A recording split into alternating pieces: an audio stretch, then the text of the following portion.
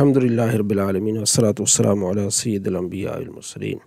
اما بعد فاعوذ باللہ من الشیطان الرجیم بسم اللہ الرحمن الرحیم یسألونک یسألون وہ پوچھتے ہیں کا ضمیر منصوب متصل آپ سے پوچھتے ہیں عن الشہر الحرام عن سے الشہر مہینہ حرام حرمت والے مہینے سے کے متعلق آپ سے پوچھتے ہیں قتال فی کہ اس میں لڑنا کیسا ہے، ٹھیک ہے۔ قل فرما دیجئے قتال لڑنا فی اس میں کبیر گناہ ہے، ٹھیک ہے۔ صحابہ کرام علیہ رضوان کی ایک جماعت گئی تھی تو رجب سے پہلے جو مہینہ تھا جمادی الاخری وہ سمجھے کہ یہ 29 تاریخ ہے، ٹھیک ہے نا،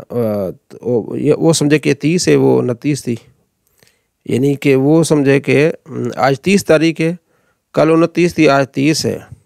تو اصل میں تھی کل 29 تھی، آج پہلا رجب کی پہلی تاریخ ہے، تو رجب کا جو مہینہ بھی حرمت والے مہینوں میں شامل ہوتا ہے تو اس میں منع تھا لڑنا۔ تو کفار نے پھر تانا دیا کہ آپ کے صحابہ تو آئے ہیں اور اس طرح انہوں نے لڑائی کی ہے، تو حرمت والے مہینے میں تو نہیں لڑا جاتا۔ تو اللہ نے فرمایا آپ سے اس بارے میں پوچھتے، آپ فرمائے یہ ویسے لڑنا تو گناہ ہے، لیکن ان کا یہ جان بوجھ کے لڑنا نہیں تھا، لیکن اللہ فرماتا اس سے بڑا گناہ تم اس لڑائی کی بات کرتے ہو جو بے خیالی میں لڑی گئی ہے،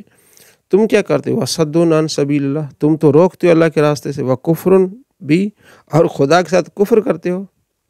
وَالْمَسْجِدِ الحرام اور مسجد حرام سے روکتے ہو، وَإِخْرَاجُ أَهْلِهِ اور اس کے رہنے والوں کو ان سے اس کو نکالتے ہو، جیسے نبی علیہ السلام کو تنگ کیا، صحابہ کو تنگ کیا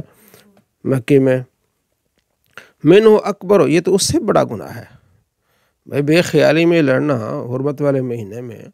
تو وہ تو اتنا نہیں ہے، تو تم تو کفر کرتے ہو، مسجد حرام سے نکالتے ہو، گھروں سے نکالتے ہو، تو اس سے بڑا ہے، تم بات کیا کرتے ہو عند اللہ اللہ کے پاس۔ والفتنہ تو فساد فتنہ اکبر زیادہ بڑا جرم ہے من القتل قتل سے، تم تو فتنے باز ہو، تم فتنہ پیدا کرے ہو، تو لڑائی کی انہوں نے بے خیالی میں جو ہو گیا تو اللہ نے ٹکا کے جواب دیا، اکبر اس میں تفضیل ہے۔ ولا یزالون ہمیشہ رہیں گے ایسے یقاتلونکم آپ سے لڑتے رہیں گے حتیٰ یہاں تک کہ یردوکم وہ آپ کو لوٹا دیں عن دینکم اس دین سے، ان استطاعوا پوری ان کی کوشش ہوگی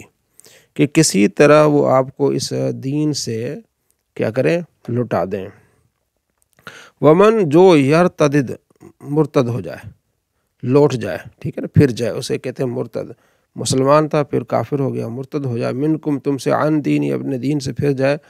فیمت اور مرے وہ اس حال میں کافرن کے کافر ہے، فاولئک یہ لوگ حابطت اعمالہم برباد ہو گئے ان کے اعمال فی الدنیا دنیا میں، والآخرت آخرت میں، واولئک اور یہ اصحاب النار آگ والے ہم وہ فیہا اس میں خالدون ہمیشہ رہیں گے۔ الامان والحفیظ جو مرتد ہو گیا اور بعد میں توبہ کر کے نہیں آیا تو اس کے جو نیکی والے اعمال بھی برباد ہو گئے، وہ ہمیشہ جہنم میں اس کا ٹھکانہ ہے۔ ان الذین آمنوا بے شک وہ لوگ جو ایمان والے ہیں، والذین وہ لوگ جو ہاجر ہجرت کی، وجاہدوا جہاد کیا، جاہدوا ماضی کو یاد کریں گے تو بہت سارے ایسے سیگے آپ کو یاد ہو جائیں گے۔ جہاد کیا فی سبیل اللہ اللہ کی راہ میں، اولئک یہ وہ لوگ ہیں یرجون امید رکھتے ہیں رحمت اللہ اللہ کی رحمت سے، واللہ اللہ غفور بخشنے والا ہے، رحیم مہربان ہے۔ تو میمونہ کا ذکر اللہ نے فرمایا یسألونک آپ سے پوچھتے ہیں عن الخمر انمنا سے، الخمر شراب سے متعلق پوچھتے ہیں، والمیسر اور جوئے سے متعلق پوچھتے ہیں، قل فرما دیجئے فیہا اس میں اثم گناہ ہے، کبیر بڑا، اثم موصوف ہے، کبیر صفت بڑا گناہ ہے، ومنافع اور فائدہ ہے للناس لوگوں کے لیے، دنیوی فائدہ بھیجتے ہیں، وَإِثْمُهُمَا ان دونوں کا گناہ اکبر بڑا ہے من نفعہما ان کے نفع سے۔ پہلے شراب اتنا اس کے لیے منع نہیں تھی، پھر تیسری ہجری میں اس کو منع کر دیا گیا، تیسری ہجری میں اس کو شراب کو بالکل منع کر دیا گیا۔ وَيَسْأَلُونَكَ وہ سوال کرتے ہیں آپ سے ماذا ينفقون ما کیا ذا ينفقون کیا چیز وہ خرچ کریں، قل فرما دیجیے العفو بچا ہوا مال، جو بچا ہوا ہے وہ اللہ کی راہ میں خرچ کرو۔ پہلے بچا ہوا مال خرچ کرنا بھی تھا، اب وہ لازمی نہیں ہے، لیکن آپ نے زکوٰۃ دی اس کے بعد آپ بینک بیلنس جمع کر سکتے ہیں۔ کذالک اسی طرح یبین اللہ، اللہ بیان فرماتا ہے لکم تمہارے اللہ آیتیں لعلکم تاکہ تم تتفکرون تم غور کرو، فی الدنیا والآخرہ دنیا اور آخرت کے معاملات میں غور کرو۔ جتنا دنیا میں رہنا ہے اتنی دنیا کی کوشش، جتنا آخرت میں رہنا ہے آخرت کی کوشش۔ دنیا میں ہم رہتے ہیں، مکان اچھا ہو، گاڑی اچھی ہو، رہن سہن اچھا ہو، ایسا مکان بنانا ہے کہ 100 سال تک چلے، اس میں بارش کے وقت پانی نہ ٹپکے، ہر چیز کا خیال رکھتے ہیں، دنیا میں ہونا چاہیے۔ لیکن آخرت کو کیوں بھول جاتے ہیں؟ اللہ فرماتا ہے دنیا کے معاملات میں اور آخرت کے معاملات میں فکر کرو، تمہیں فکر ہونی چاہیے آخرت کی بھی۔ وَيَسْأَلُونَكَ وہ آپ سے پوچھتے ہیں عن الیتامی یتیموں کے بارے میں، قل فرما دیجیے اصلاح بھلا کرنا لہم ان کے لیے خیر اچھا ہے، بہتر ہے، ٹھیک ہے جی۔ یتیم اسے کہتے ہیں جس کے والد فوت ہو گئے اور یہ بچہ جو ہے یا بچی ابھی نابالغ ہے۔ وَإِنْ اگر تُخَالِطُهُمْ اگر تم ان سے ملا کر کھاؤ فَإِخْوَانُكُمْ تمہارے بھائی ہیں، یعنی یتیم ہے، 2 بچے ہیں، وہ اگر اپنی ہانڈی روٹی کریں گے تو ان کا خرچہ زیادہ ہوگا، آپ کا پورا خاندان آپ کے ساتھ ہو جائیں گے، وہ تھوڑا بہت خرچہ دے دیں گے تو مکس کر کے کھا سکتے ہیں۔ واللہ یعلم اللہ جانتا ہے المفسد فساد کرنے والوں کو من سے المصلح اصلاح کرنے والے سے، اللہ فساد کرنے والے کو بھی جانتا ہے اور اصلاح۔ کچھ لوگ ایسے ہیں یتیموں کو ملا کے ان کا مال کھا جاتے ہیں، کچھ ایسے ہیں کہ یتیموں کو ملا کے ان کے لیے بھلا سوچتے ہیں، اللہ سب کو جانتا ہے۔ وَلَوْ شَاءَ اللہ اور اگر چاہتا اللہ لَعَانَتَكُمْ تمہیں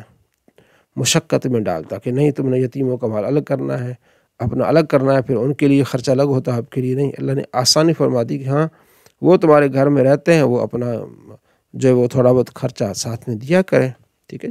ان اللہ بے شک اللہ عزیز عزت والا ہے، زبردست۔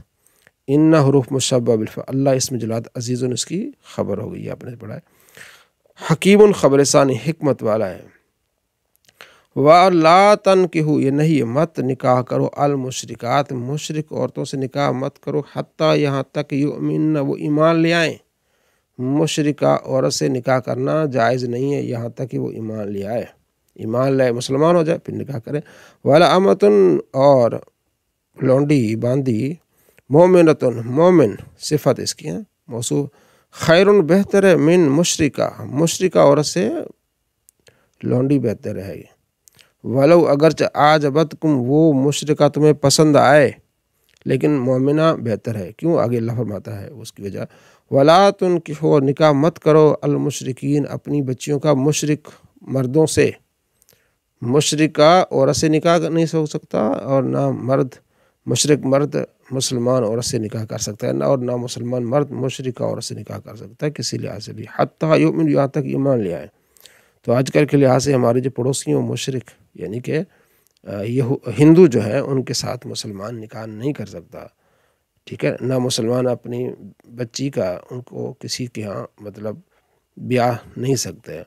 ہاں مومن ہو جائے وہ لڑکا یا لڑکی مومن ہو جائے مسلمانوں سے شادی کر سکتا ہے۔ والعبد مومن